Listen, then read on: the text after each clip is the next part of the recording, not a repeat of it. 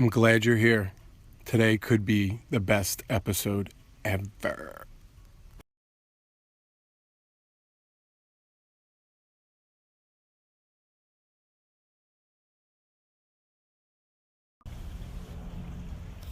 How do you think mental and physical confinement play into your dog training? For me, mental compliance and physical compliance are very, very different.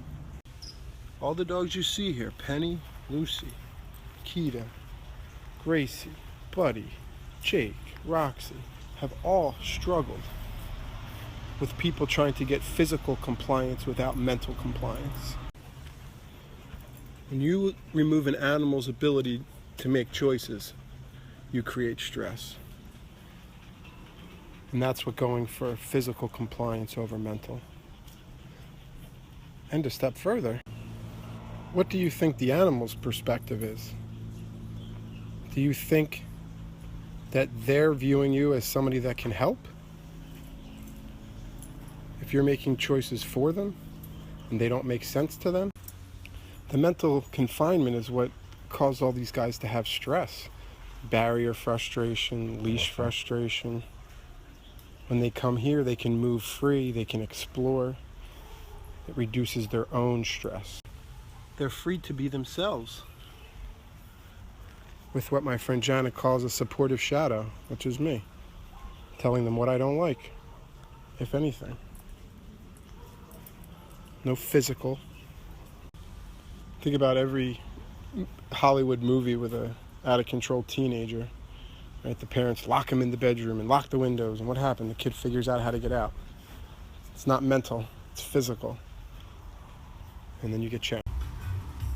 Physical compliance is how the humans trick themselves to think they're in control.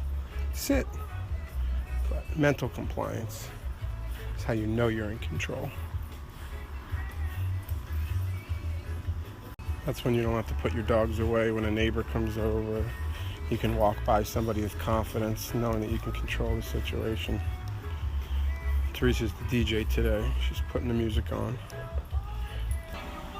How many dogs do you know that know sit, but the people can't walk down the street? Physical versus mental compliance. Don't waste your time. Take your time. Take your time, man. And it's not going to get better because the dog doesn't have any control in the situation. Can't make choices. So it's going to be stressful. Some dogs are subordinate and you can get away with it, but dogs like this, got to respect their nervous.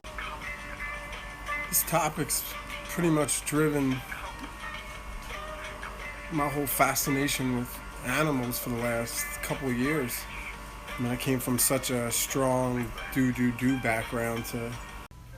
And I understand that if you're doing sport work and competition work, I understand that that's what you need, right? I understand that's what you're getting judged on. I'm talking to the folks that are having behavior problems, emotional problems.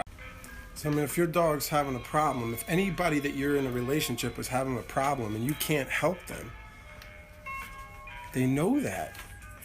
And if you're asking a dog to sit and they're having an emotional problem, they're feeling stress at that moment, right? They're exploding whatever it is on the leash. And you ask them to sit, that's not what they're feeling right there. They're not feeling sit. Right? Sit is what you do before you get tired. Just because we say we need it, that's for us. The physical control is for us. We have to admit that. We have to take our time and understand the relationships we're having with these dogs. This isn't like something you graduate from a 10-week class and then you practice dog training for 10 minutes a day. My friend Roberta is a wonderful horse trainer. She says, horsemanship it just doesn't stop when you hang your bridle up, right? It's a way of life. It's a way of life, and that's what I've learned from the dogs. It's a way of life, looking at other and try to connect with them that way. Try to understand them. So, yeah, physical. I mean, there's nothing wrong with teaching your dog sit. You want to do some popcorn. I love all that stuff. My dogs know all kinds of tricks, but if they're having a problem emotionally, it's not going to help because they can't connect to it at the moment, right? Can't connect to it at the moment. You're not making them feel the same way as you are, and you're going to have a problem. And We got to talk about rewards too. I put that in there. Rewards to me and tools are very similar. They're not from my perception, right? It's from the recipient. I talk about the 5 love languages all the time. I actually think I'm going to throw an audible, and I'm going to save tools and rewards for another day, because I got to stew on that for a little bit. Yeah, because it's not about us. It's not about us. So maybe you have a dog that's fine at the dog park, but looks like he wants to kill dogs on leash. What's the problem? Physical confinement. How can we help him emotionally understand what's happening right there? That's what we need, right? So physical confinement, holding the dog on the leash, is causing the problem. How is putting physical confinement by teaching them to lay down and stay and do those things going to help? Right? They're not connected to it at the moment. We got to help them emotionally. That's why I don't buy that commiserative stuff all the time. I watch videos of wolves out in the wild. I watch videos of street dogs. I live in LA. Dogs are far from commiserative all the time.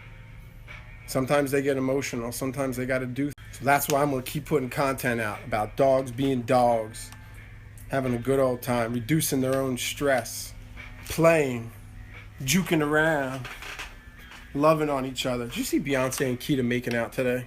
What is up? And all the while they're out there juking out, I'm going to be observing, seeing what they can teach me and how I can use it against them later. So we're all just guessing. We're all just guessing. But I just know as long as I keep trying to figure them out, I'm on the right side of the conversation. Respect who they are. Respect who they are. Hasn't let me down so far. They seem to like it. Enough about all this dog nonsense. What about that skateboard?